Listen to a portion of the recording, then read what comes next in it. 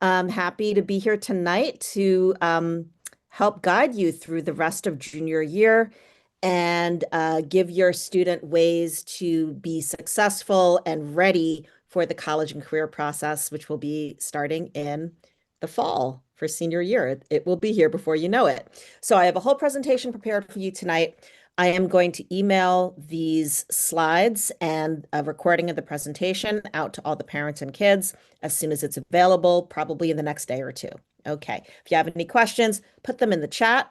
Ms. Clemente, who's the college office secretary, she'll do the best that she can to answer. But if you have anything that's a little more in depth, you may want to email me, and we'll go ahead and put my email in the chat right now.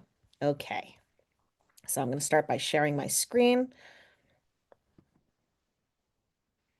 And there we go.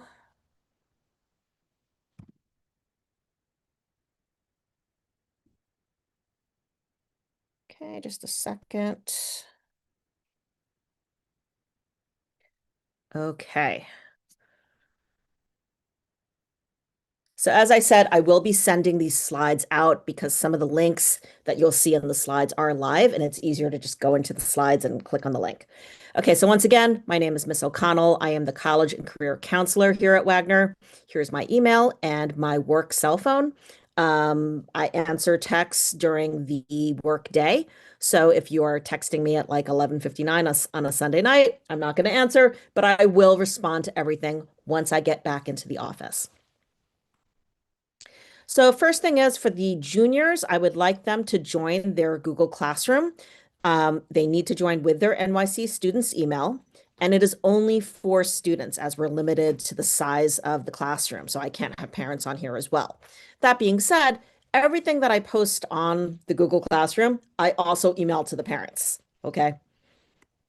So parents, you can get on my contact list. Email me at joconnell2@schools.nyc.gov.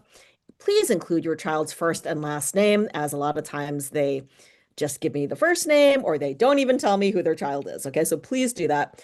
And you can also add mailer@naviance.com to your email contacts under me because that is the address you're going to see emails from when I send them through Naviance. And I will explain what that is in a second. Okay. Uh-huh. Oop. Okay. So I really would like juniors at this point to create their own professional email. Okay. So the ones that we like are the ones here at the top. Mary Smith, right? 12 2008 at Gmail. 123 Bobby Lee at Gmail. Maria 811 Vargas at Gmail. Keep it short, keep it simple. It's really nice to be able to just say, oh, it's my first name, last name, 12 2008, right? Um, if your child has had the same email since like fourth grade, they may want to change it, okay? Because these don't look professional. So these are all examples of the kinds of emails that I have seen over the years from students. Okay, the first three are kind of self-explanatory. They do not look professional. This one, okay, this is not this kid's fault. Let's say this kid has a crazy long last name. It's going to be really hard for her to be like, my name, my Gmail is Mary, and then my 24-letter last name. You may want to shorten your last name a little bit if you're going to use it as an email. Okay, so instead of Mary Waka, maybe you're going to do Mary Waka 123 at Gmail. Okay, try that. Simplify a little bit so you're not spelling your email at people over the phone for the rest of your life. The last one, I have to tell you, drives me nuts. Okay, now I have a 10-year-old. I am basically her social secretary. I get it. Okay. Right now, I am using my email as my kid's email when I'm signing up for things. I understand. But moms especially, because we are guilty of this, when they're teenagers, when they are going to be applying to schools, they should not be applying with mommy's email. Okay. It's not healthy. Also, it's not a thing. Okay. The kid needs their own email, make it professional. Okay. At the very least, because when you're applying for financial aid, for example, they're going to ask for the kid's email and then they're going to ask for the parent's email.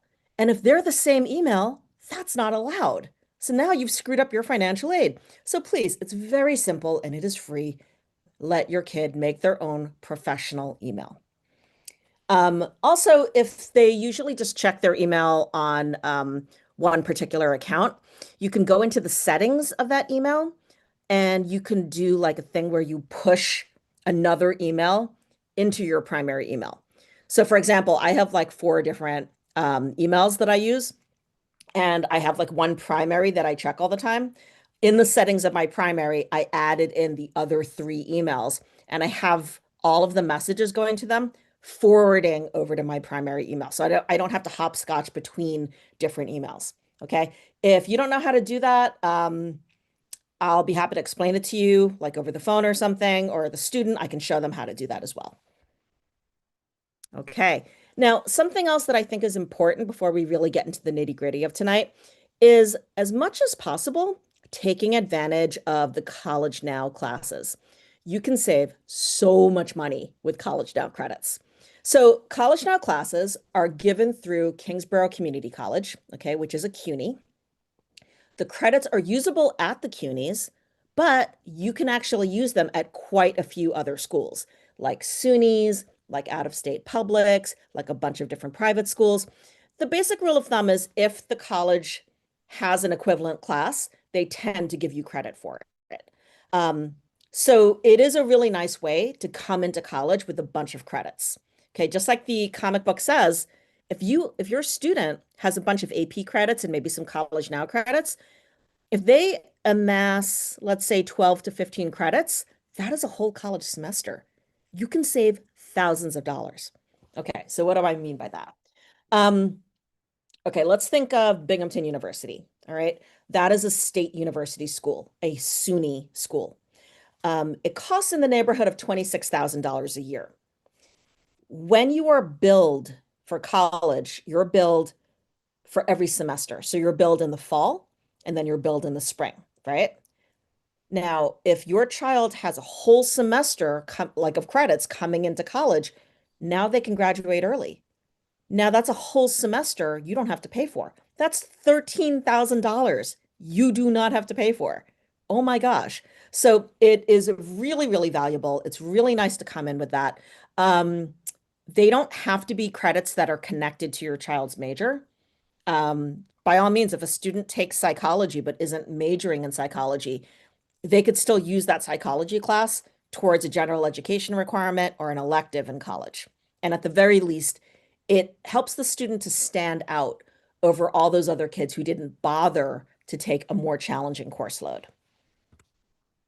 Okay, so I know the whole process is really anxiety producing. Let's try to break it down so it's a little bit more manageable. Okay, so here is your timeline. And I'm going to keep going back to this over and over again. So the class of 2027 timeline, oops, that was a little sneak peek of anxiety. So class of 2027 timeline, starting in the spring, you've got these things to do. I'll come back to it, don't worry. In the summer, this is what you start doing. In the fall, this is what you tackle. In the spring, this is what you tackle. And then right around graduation time, this is what's happening. Okay, I'm going to come back to this, don't worry. So I realize that is a lot, and it makes you say this. I know. So what I usually say to the students is, imagine that you're a little frog trying to get across this big pond, okay? It's like you're on the grass and you're trying to get across the pond, and across the pond is college. And it just feels so overwhelming and so daunting because it feels like there's so many things you should be doing. Whereas if you just kind of think about taking it lily pad by lily pad, take those, just do one task at a time and check them off your list. God knows I love checking something off my list. It gives me such a feeling of accomplishment. Do it. It will make you feel better. You will feel like you're doing something because you are. And basically chunking that big task into smaller ones makes it so much more manageable. Okay, so be the little frog jumping on the lily pads. Okay, you're not trying to jump across the whole pond right away. You're doing the lily pads one by one. Okay, so once again, let's go back to that timeline. First thing I want your juniors to do is schedule their junior appointment with me. Okay, this is the link to do it. I sent this link out to the students and the parents. Let's see, that would have been the Friday of Regents Week. So I want to say like right around the end of January. A lot of students have already scheduled their appointments. These are limited and they are not guaranteed. So it's not mandatory to make an appointment with me. For example, if a student knows that they're going to go to CSI, that's all they're applying to. They're not particularly stressed about it. They know what they're doing. Okay, fine. You don't have to come see me. That's fine. But let's say you are not sure what colleges would be good for your major, or you're not sure how to get into accelerated programs, or you need more of a college list, or you're worried about financial aid, or you want to discuss careers with me. I'm a good person to talk to for all that stuff. So what happens is the junior makes the appointment. They fill out this long survey with a lot of questions. I'm not going to lie, but I read those answers and I come up with strategies for getting into the schools. I curate a list of scholarships tailored to your student. I make a whole ridiculous college list for them. And then at the end of the appointment, I email both the parent and the student a next steps checklist so they know what they're supposed to be doing between now and the fall. So it's very useful if you're really not sure like where to start. Okay. So again, try to schedule the appointment. I believe my appointments are now the open spots are like the end of March, beginning of April at this point. So anyone who's not able to schedule the appointment with me in the spring will have a chance to do so again in the fall. Okay. We do not give multiple appointments. If your student misses their appointment because they forgot, we don't reschedule because there are too many juniors for me to be able to do that. So parents, if you ask your junior, hey, did you schedule the appointment with Miss O'Connell? And they say, yeah, find out what the time and date is for that appointment. It'll be on their Google Classroom. It's connected to their NYC students, okay? They can look at their calendar through NYC students and see when that appointment is. You can also contact the college office or contact me and I can look it up. Put it on the fridge, put it on the big calendar that you guys use. Do that so that you can pester them. Hey, make sure you go to that appointment, fourth period, next Tuesday. That's important. You need to make sure you see Miss O'Connell. Okay. Okay. If students aren't able to get in and see me this spring, they can also use these links to get some after school appointments. Now, these aren't staffed by me. These are staffed by Department of Education guidance counselors and professionals who can assist in the evening hours, Tuesday through Friday. Okay, so you can make an appointment with that. Your student will need to do that with their NYC students email. Okay, and you can also sign up for Next Step texts, and those notify you of scholarships, summer programs, workshops, and deadlines. Okay, going back to the timeline. Next thing on the spring list, attend the College and Career Fair on March 25th. So that is going to be held at Wagner, and we always have students pre-register for that. Basically because instead of filling out like all these stupid little inquiry cards with tiny little pencils, if they do StriveScan, they get a barcode that they can have on their phone. And then when they're talking to colleges at the college fair, the college admissions person can scan that barcode and get that student's information right away and send them more information. Okay. Also, when you talk to a college, sometimes the colleges want to see that you've demonstrated interest. So seeing that you have now talked to this admissions person 3 times, you right, at an open house, at the college fair, at a visit, that shows that you're interested in the school and it can help you to get into the school. Okay, so you can register on strivescan.com. The parent can register or the student can register. It doesn't matter. Okay, so once again, it's going to be on March 25th from 6 to 8 p.m. in the cafeteria. We've got over 90 colleges, trade schools, the military, and representatives from different careers will be there to meet you. Please do register ahead of time to get that list of colleges and allow the colleges to contact you. Also, another nice thing is the day after the college fair, you'll get an email of every school that you talk to because sometimes it kind of blends together. So this way you can have that whole list of all the schools that you managed to talk to the previous evening. Okay, going back to the timeline. The next thing is juniors are encouraged to take that free SAT on March 31st. Now, every student at Wagner who's a junior is scheduled to take that free SAT. It is a regular day of instruction. So they're coming in to take that test. If they don't want to take that test for some reason, they're staying home from school that day, okay, which is not advisable. Um, the SAT is not getting sent automatically to a college, okay? Colleges only see those scores if the child sends them through College Board. Now, there is free SAT prep available at Wagner with limited spots. So if you're interested, contact Mrs. Silver in the math department. There's her email highlighted. If you're curious about your PSAT scores, I have those listed on Naviance in the About Me section, but you can also go on College Board and see them. I do recommend that juniors take a second SAT in June only if they have been studying. If they haven't really been studying, they're not going to see that much of an improvement. Okay. They could consider taking another SAT in like August or October or November. So once again, for the March 31st SAT, you don't have to do anything on College Board. You are already registered. Okay. If you go into College Board, you're not going to see the registration because we're registered through New York City schools, not through College Board, but trust me, you are already registered for this. You get the results in about 8 weeks. They will be emailed to the student who can then log into College Board to view the results. Okay. If you want to take that second test, here are the dates. You could do it in June, August, September, October, November, when you've actually had time to study. I crossed out the May date because most people, unless they're in an SAT course, are not ready to take that May.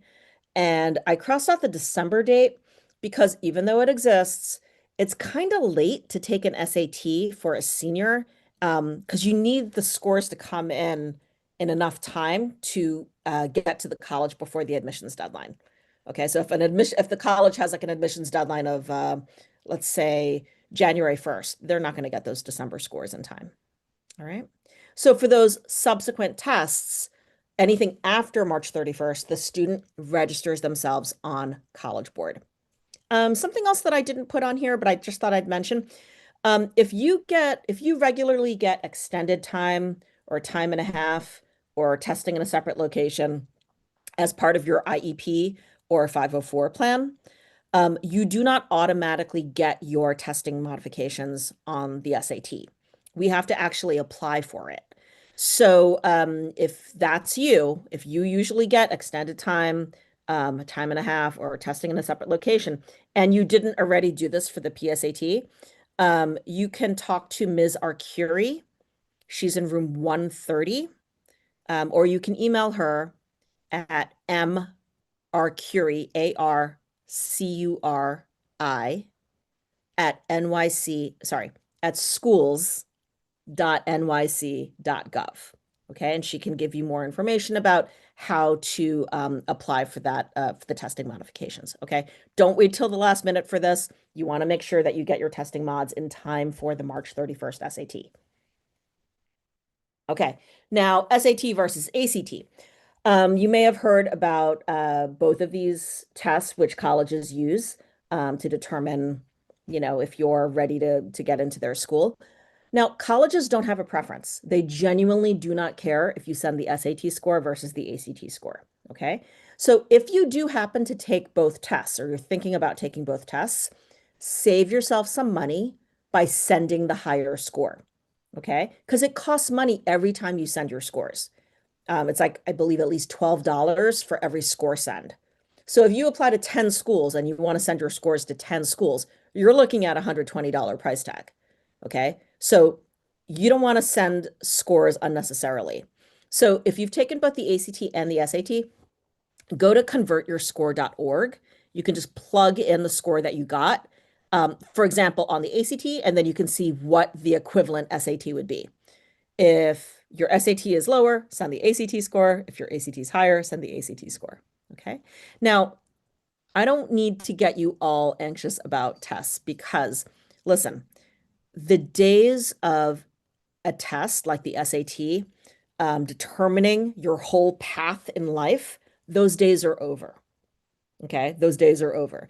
And I say this as somebody who used to work in SAT test prep at a very popular and expensive boutique test company. Um, there are many colleges that are test optional. So you can look up the most current list on fairtest.org, but I can already tell you that for the juniors, when they apply to college in fall 2026, all of the CUNYs and the SUNYs have already said that they're going to be test optional. There's many private and public schools in the Northeast that are still test optional. And the few schools that do need test scores, there's a handful of Ivy Leagues. There's a bunch of schools that are down south, a couple of HBCUs, and sometimes it's a special program at an otherwise test optional school. So, for example, Wagner College's physician assistant program, um, they require SAT scores, whereas every other major at Wagner does not need SAT scores. Okay. Now, I think there's a lot of misconceptions about things that are test optional. So I need you to understand this. Test optional literally means what it says. So picture this. You have two students applying to the same school. They have similar grades. One has SAT scores and one chose to be test optional. You don't understand how many people I've talked to who said, well, obviously they're gonna take the kid who sends in the test scores. No, no. That's not what test optional means. That means test preferred. Okay. Test optional literally means we're not going to hold the kid who doesn't send test scores. We're not going to hold that against the kid. Okay. That does not give them a black mark against their name. All right. So anyone who tells you differently is probably working for a test prep company or a tutoring company. Think about where the information is coming from. I have to tell you, I have been doing this job for 20 years. I have talked to literally dozens of admissions people from dozens and actually, no, probably more like hundreds of schools at this point. Every single one of them that is test optional has verified what I have said. And I've seen the data of my students getting into schools, and I can tell you that students can get into a test optional school without sending test scores, even the really competitive ones like Northeastern and NYU. Okay. So how do the colleges look at the tests? If you do choose to send your scores, there is no rule about this, but most of them are going to super score automatically. You don't have to tell them to do this. So you send the scores. So here's my example, right? So in May, they got a 500 reading, 450 math. In November, the kid gets a 550 reading, 430 math. Sending both scores, the colleges will super score. They will assess them at a 550 reading because that's the highest and a 450 math because that's the highest. Okay. You don't have to tell them to do it. They just do it. So how much do they cost? The SAT costs $68 every time you take it. And that, my friends, is why I think taking it for free on March 31st is a really good idea. The ACT costs $69. But the good news is fee waivers are available for the SAT and ACT if your household income fits this chart. Okay. So this includes the student. So for example, for a family of four, the income for 2025 cannot exceed $59,478. And for a family of three, the income cannot exceed 49,303. Okay. So these numbers are from New York State. These are the numbers that they use to determine fee waiver eligibility for SATs, but also for college applications. Applying to colleges costs money. For example, it's $68 to apply to all your CUNYs. It's $50 every time you apply to a SUNY school. Okay. If you apply to 4 SUNYs, that's $200 right there. If you fit this eligibility guideline, you get to do that for free. Okay. So how do you get the fee waivers? You have to prove to me that you fit this profile. So how do we do that? You send me a picture or a PDF of your taxes from 2024. Black out the Social Security numbers. I don't need to see that. Okay. What I need to see is the first page of the 1040. That's the page that shows the number of people in the household. And then on line 11, it shows me the adjusted gross income. That's what we're looking at. Okay. So really, the whole application process is very expensive. So if you can save some money by getting the fee waivers, do it. All right. And I'm not going to know that you qualify until you show that to me. Okay, now let's look at this timeline here. I recommend that you start researching schools. So you can look this up on Naviance. Everything from admissions requirements to testing policy, costs, average aid, the grades that you need, majors that are offered, how far it is, all these cool things. So Naviance is the website that our school uses to research colleges and careers and scholarships. And senior year, it's also how the students notify me that they've applied to a college. And on my end, it's how I send the documents from our school to the colleges. Okay. So every student has an account. Everybody does, I promise, even if they've never logged in. The only people who maybe don't have an account are the ones who just transferred in like 3 weeks ago. Okay. So they're going to put in their OSIS number here. And then for the password, if they've never logged in, they can click on Forgot Password and use their NYC student's email to send themselves a reset. They have trouble with this, it's not working. They can come to the college office during their lunch and we can help them with this. Okay. Any of the staff members in there can help them with this. Okay. So this is what it looks like when I look up a school on Naviance. I looked up NYU. And you can see that NYU has an application fee of $85, an acceptance rate of 9%, which is crazy. But check it out. You can also see that they're test optional, right? Yes. And that they are on the Common App.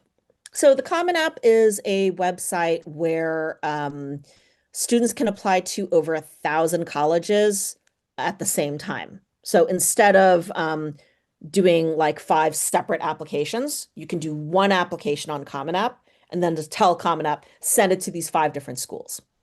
Okay. Down here, I looked at the application factor. So what's important to NYU? So you can see very important character, application essay, GPA, recommendations, rigor of secondary school record. So rigor means how much did the student challenge themselves? Did they take the easiest level of classes? Did they take honors? Ooh, even better, did they take scholars? Did they take APs? So the colleges know what we offer in terms of classes. So if a student only takes one AP, they know that that's just a drop in the bucket. They know that we offer something like 13 different APs. At the same time, another school that might offer 20 APs, they're not going to hold it against the kid if they only do 10, right? So they can kind of see what the particulars are for each school where students are applying. So what else is important? Standardized test scores to a lesser extent. Again, they're test optional. So if you don't send them in, you can still get in, okay? They also consider, to a lesser extent, extracurricular activities, level of interest, is the student first generation to go to college, geographical residence. So that refers to location. So being from Staten Island isn't like a plus for getting into NYU because a lot of like half of their people are from New York. But say you're applying to a school in West Virginia, okay? They're going to have fewer people from New York. So being from New York might be a plus in that extent, okay? Things like volunteer work and work experience are also helpful. What they don't consider, class rank, interviews, alumni relations, religious affiliation, or what state you're from. Okay. So on Naviance, you can also see what the school's, what our application history is at a particular school. This is really helpful if you're trying to figure out, should I bother applying? So once again, this is still NYU. You can see my stats for the last 6 years. And you can see that a lot of people apply. Sorry, in 2024, we had over 100 people apply. Excuse me. You can see that every year people are accepted, right? Every year we do get kids who are accepted. and then you can see how many actually enrolled, which is usually a much lower number than how many were accepted. And probably the lower number of enrolling has to do with, did they get enough financial aid to attend NYU? Did they maybe get into another school that was their dream school? And so that's the school that they went to, right? But this helps you get a sense of like what your chances are of getting in. Okay. Also on Naviance, you can look up the cost of the college, and this is really helpful. Um, Something I'm seeing right now is students whose parents told them, oh, just go ahead and apply to the school. Let's see if you get in. And now they're finding out that they got in, but the financial aid it's just too expensive for the student to attend. So think of the heartbreak there, okay? You knocked yourself out trying to get into your dream school, and now you can't go because you didn't get enough financial aid. Whereas if you figure this out ahead of time, if it's worth it for you to apply, you can cut down on the heartache later. Okay. I think it's the worst feeling in the world for a kid to knock themselves out and do their best, achieve their goal, and then be told, we can't make it happen. Yeah, we're not going to be able to afford that. Okay. So don't do things just to see. Okay. Actually get the estimate so you know how much it's going to cost you. So, for example, there's a pull down menu on Naviance where you can put in the estimate of the family's income for the year and see how much it's going to cost you to attend the school. Now, I like to use NYU as my example because even though it's really hard to get into, they have so much money to give in scholarships. Now, there are many schools that only give aid based on income. Okay. So it's not like if you have better grades, you get more money. Not at NYU. Everyone who goes there has awesome grades. So it's based entirely on income. If your income is below about $80,000 for 2025, it's going to be free. Okay, they don't charge you tuition at all, which is astounding. And you can see the annual tuition is like $48,000, right? Not even including the room and board. So you can use Naviance as your tool to help you figure out, is it going to be worth it to apply to a school? Okay, so just moving right along. I do want students to also have CUNYs on their list. Okay, so these are the public colleges within the 5 boroughs. These are schools where the tuition is actually more like $7,000 a year instead of $48,000 a year. And for most of my students, financial aid can cover that $7,000 a year so that they're going to college for basically free. Okay, so it's a really great deal. That being said, some of these CUNYs are harder to get into than others. So to get in, the student has to demonstrate college readiness. That means they have proficiency in reading, writing, and math. So how do we prove that? For math proficiency, it's successfully completing algebra, geometry, advanced algebra 2, trigonometry. Okay, successful. I don't mean I squeaked through and I passed by the skin of my teeth. I'm talking, oh, I had at least an 85 and up in these math classes. So without that math proficiency, you're not going to be accepted to Hunter, City College, Baruch, Brooklyn, John Jay. I don't care if you have a 95 average. If you don't have the grades in those math classes, you're not going to see it. The proficiency in reading and writing is a little easier.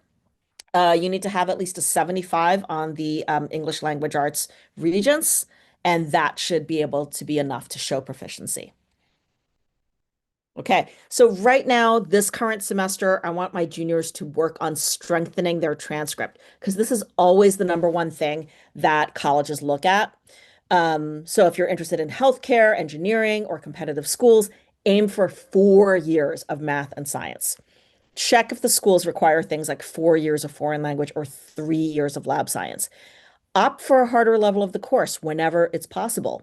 Honors classes, scholars classes, advanced placement. Do not aim for the shortest possible day.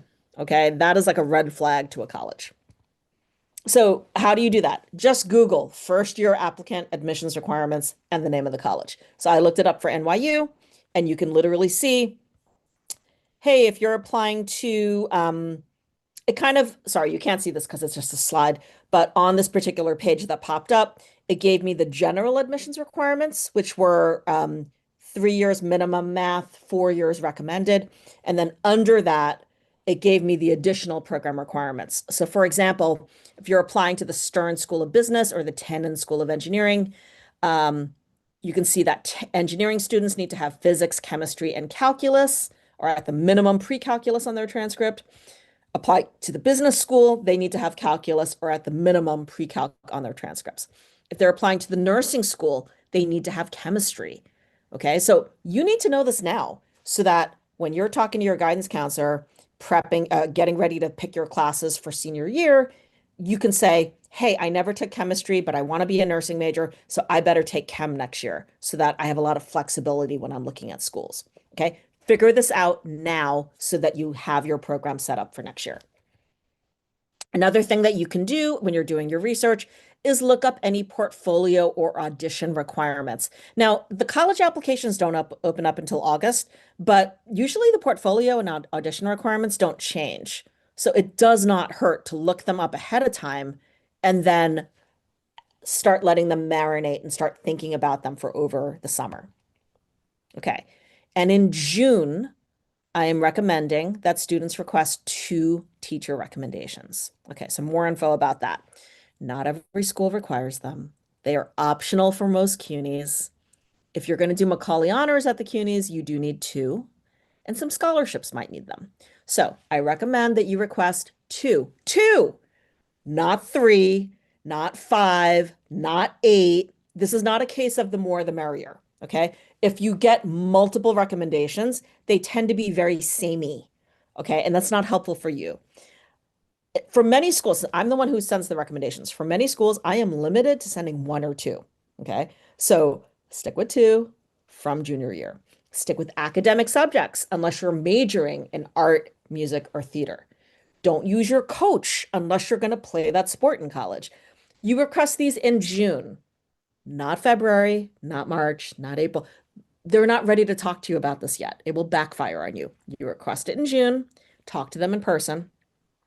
If they say yes, there's a Google form on Wagner High that you're going to fill out for that teacher. So it's kind of like your brag sheet for that teacher. So they know what you were proud of in their class, what you want to major in, that kind of stuff.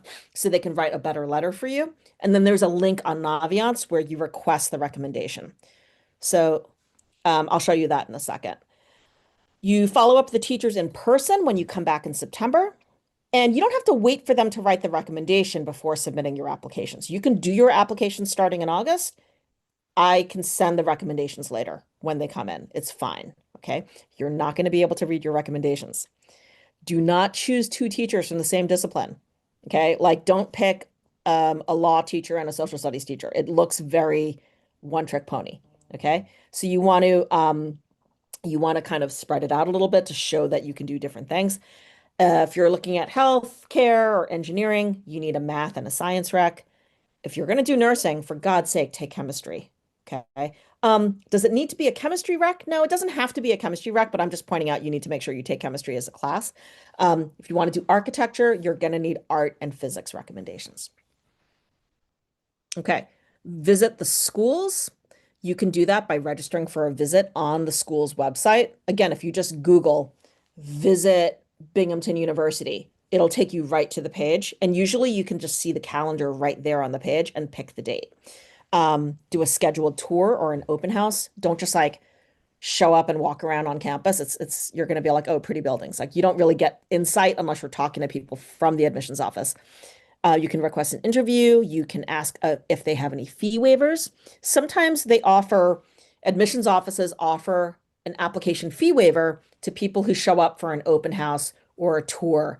And it doesn't have to do with income. They just have like a fee waiver code. It's almost like a coupon code when you're shopping online. So it's really nice to collect those because you save so much money. All right. And then you can also ask the colleges about any academic requirements that they have. Okay. This is my opinion. I think you should steer clear of both of these things. National Student Leadership Conference and the NSHSS. Okay, they're not scams. They're not scams. They are real organizations, But I want to point out, they are examples of organizations that got your name from a mailing list. They send invitations on really pretty paper to all the B average or better students. I've even seen some students who had like 70 averages getting invited to join the NSHSS or the NSLC. All right. These are not impressive to colleges because they cost money to join. Right. So every time I see like a bumper sticker from somebody who's got like NSHSS on their car, I'm always like, oh man, that was money not well spent. It's nothing that makes a college go, ooh, they went to NSLC. Nope. Nope. They're not impressed that you have the money to do that. I promise. Okay. I told you I've been doing this a long time. These are not exciting. What is exciting? Actual National Honor Society, the one where you have to have community service and people vouching for your character and a certain average. That we do through Wagner. Um, Taking College Now classes, volunteering, all of these look more impressive than you spending a bunch of money to be able to say that you went to this thing. Okay. Another good thing to do right now is to like the colleges on social media. This helps you to learn more about their programs and see what people are saying about them. And I do think it's a great idea right now in the spring to apply for a summer job, internship, or service. Okay, so here's how you do that. Go on to Naviance, go to the careers tab at the top, and then click on Explore Work-Based Learning. I circled that in red. Okay. So I've been inputting internships and special programs into this part. And I also email this to parents via Naviance. Okay.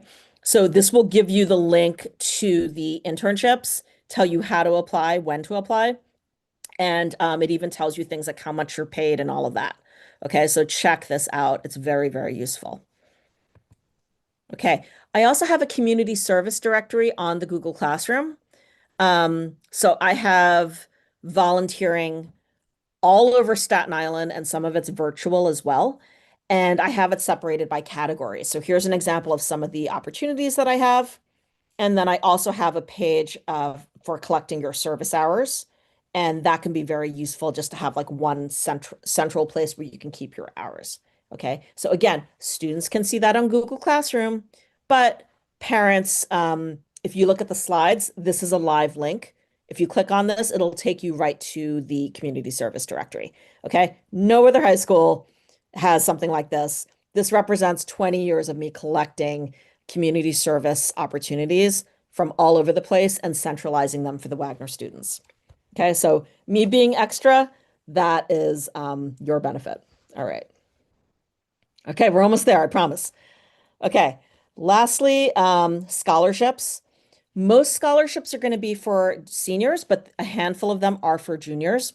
So to see the scholarships, you go to the colleges tab on Naviance and go over to the scholarship search. And you can filter for different categories like your ethnicity, your religion, your hobbies, like crocheting, reading, poetry, membership. So maybe the parent is in a union, or the kid is in Girl Scouts or Eagle Scouts. Maybe the parent is a federal employee. Maybe they were in the military. So you can like look up these different things and you can see the scholarships from there. Okay. The more local the scholarship is, the smaller the applicant pool. So for example, fewer people are going to apply for something that's just for Staten Islanders than for something that's for all of New York State, right? So for anything that's college or aid or scholarship related, use my info, not your guidance counselors, because I do all this stuff. I will take care of sending those documents. And for all recommender emails, you're going to use my email, not the recommender. Okay. So just to show you what it looks like, here's an example of one that's coming up. The Margaret King Moore Mayflower Essay Contest. Oops. Sorry about that. Okay, and that is for juniors. That is open to juniors. So I did a search for juniors, and this is what came up. Deadline is on February 25th. Maximum award, $1,620. And it is an essay. And it says they don't get that many submissions, so you have a decent chance of winning. Hey, so instructions, write a 500-word essay max on the following topic, and it is about the Mayflower. And so that's like a 2-page essay. I'm just going to point out a 500-word essay, and then you submit it to me by the deadline, and I send it in for you. Okay, so for like an hour's work, maybe you win over $1,600. Pretty awesome. Okay, here's another one. I used the keyword art and junior, and this is what popped up. So the Junior Duck Stamp Art Contest, it's due March 15th. And what do you have to do? You have to draw a duck. No, really, you do. You have to draw a duck. See website. So you just click on apply online. It'll take you to the website and you'll see it is a series of duck stamps and like the winner wins $1,000 for drawing a duck. You could not make this stuff up, I'm telling you. Okay, so lastly, guys, I really hope that you take advantage of the timeline and you do things properly and don't wait to the last minute because I'm telling you, it will be here before you know it. All right, I'm sure I just made your head explode. I'm sorry. Remember, lily pad, frog jumping on lily pads, okay? All right. So I hope that was helpful. If you have questions, you're going to reach out to me in the college office, joconnell2 at schools.nyc.gov. Text me at 848-218-5754. All right. Have a great night. Take care.